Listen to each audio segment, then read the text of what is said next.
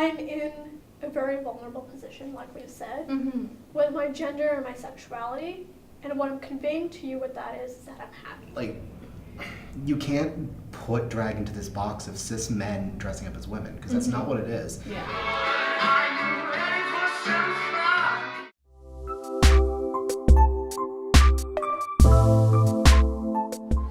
Welcome to LGBTalks. My name is Sarah Gazzola, and today we are going to be exploring the art of drag. Now, you may have seen in mass media, drag has kind of a narrow scope, but today we're at the University of Waterloo meeting two performers that really break the barriers of gender. Come on in. Hi. Hi. How are you? I'm good, how are you? I'm Sarah. So I'm Salted. Nice to meet My you. drag name is Pussy Whip. Wow, nice. So All right, yeah, sit down, you can grab your stuff, and we'll start talking. Hi, it's nice to meet you. Nice to meet you too. Sarah. Stephen, or better known as Morgan Rivers. Morgan Rivers. That was actually my first question for you. Yeah. What's your name in drag? Morgan Rivers. I love that. Where'd you get that from? Well, I was having problems with my own gender identity, so a lot of thought went into what would I change my name to. I landed on Morgan because it's slightly neutral, so even if I didn't want to make like a full transition, I could still have a name that's I could use as a feminine name or a masculine name or a neutral name. So with Morgan, and then I literally just picked Rivers at random because I was trying to think of what to do. This is the whip. That's the whip. That's This the is famous my, whip. This is my first ever whip that I got, but I do have a longer cat whip. That's really cool. They were just what I had in my mind. Yeah, it was they're- me, yeah. but like, they were both man and woman. They were Oh, wow, both, they were both domineering. They were a princess and a king. They were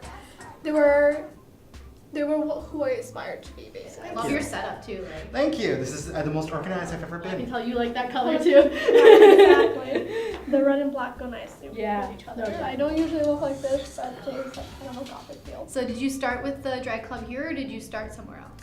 I was actually one of the founding members of Drag Club. So on Clubs and Societies Day, I went by their booth and I was like, this seems cool.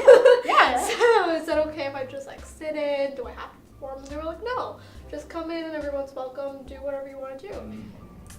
It's a really good way for me to relieve stress. Like, I kind of get up in my head and stressed out, like, oh no, what am I gonna do for the shows beforehand? But as soon as I start performing, it's such a stress relief because it was so much fun. I understand that environment. Yeah, it was a super supportive environment. I had no idea. It went from me having no idea to like. Who are your like style inspirations? Like a lot of queens have like drag moms and stuff. Do you have any like inspirations for? For my style inspirations, I actually would say Latrice Royale, Jaden Dior Fierce, Jinx Monsoon, like the really. Do you want to see my phone background? Is it Jinx? Oh, I love it. You met Jinx. I think what I based it on was what I wanted to be, and what I wanted to convey in everyday life. But like for whatever reason, I was limited. Like Latrice is just gorgeous. Like at her drag, they're very like I would say they're very butch, like they're masculine, and then they can turn into this like absolutely beautiful woman. And I am going to go from this to this. Majestic. And I just Yeah. I love it. Like I can feel myself starting to get into the persona a bit, Definitely. especially when I start to like. It really does feel like a transformation because that's what you're doing to yourself. That's one of the hazards of drag is a lot of times your beard comes through. Well, I've also seen bearded queens. They put glitter in it. That's true. I've debated doing that, but I also hate having a beard. Fair. I hate having facial hair. I love facial hair on guys. But for myself, I'm like, oh, it's so gross. I would probably say I'm an unintentional comedy queen. Fair. Just because I try not to be funny, but watching me dance is kind of hilarious. Watching me death drop and my leg flies into here because I don't land it right. It's all good. I don't think I'd be able to death drop at all. It's not easy. I think I'd just die. Like, the queens that do it frequently on Drag Race make it look easy, and it's not. No. I hear that you're going to be teaching me something. I'm not quite sure what's going on, but I am excited and very open, so. Yeah, so Pussy Whip is known for they're strap-on. That's one of the things that I get commented about. It's just like, oh my gosh, I love how much like you're out there. So I'm gonna teach you how to put on a strap-on. Oh boy, all right, let's do this. So Never before. Never. There's this idea that drag is this one thing. Like, drag is an expression of gender. It's not a dude dressing up like a woman and dancing around. It's not a woman dressing up as a man and dancing around or doing whatever. It's literally the expression of gender. Never tried this before. So here, this is a harness. So Okay. This is a harness for a strap-on. And this is the actual like dildo. I'm sorry, this is kind of like It's all good. it needs to be dusted and clean, but it's fine. It's fine. You'll notice it's very pink. I like that femininity with masculinity. Yeah. So you're gonna put your dildo through the hole. Okay. And these little holes are where your legs are gonna go. Like, one of the big things is you never hear about a very prominent queen that started from Stonewall riots, Martha P. Johnson. You might have heard the name before because she was the one that threw the first stone. But a lot of times, if you hear from a drag queen, it's like, oh, this drag queen, Martha P. Johnson. Martha P. Johnson was also a trans woman. Okay. She wasn't just a drag queen. She performed in the troupe of drag queens because it was a way for her to get out there more. So this is the front. Okay. And just put your legs through. Okay, let's see how this goes.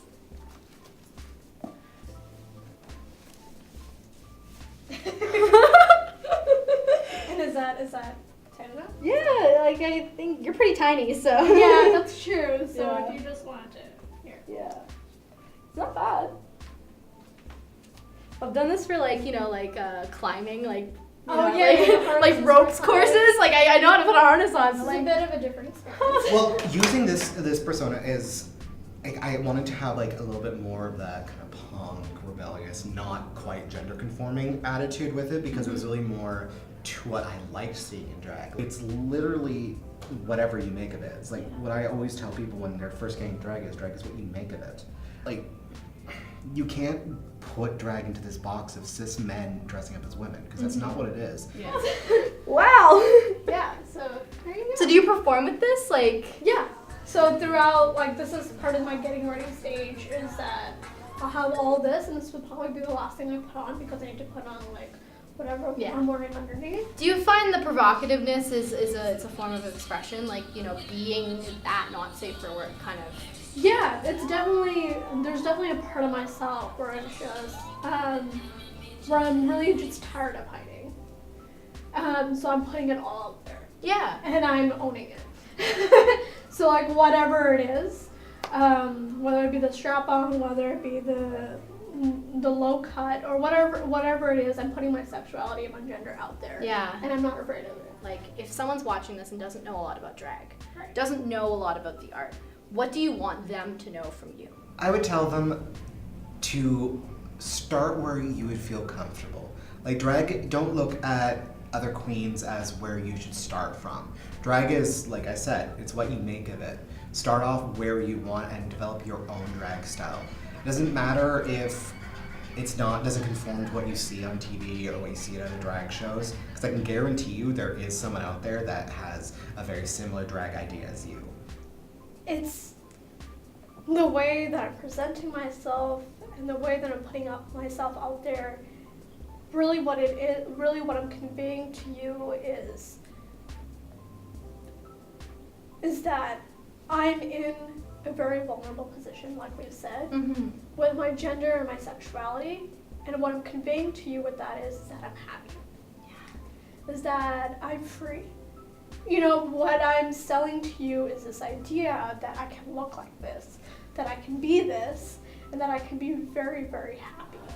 A big thank you to Salt & Steven and the UW Drag Club for being so welcoming and facilitating. You can check them out on Facebook for upcoming shows and events. That's all we have for today, but thank you for joining me on LGBTalks.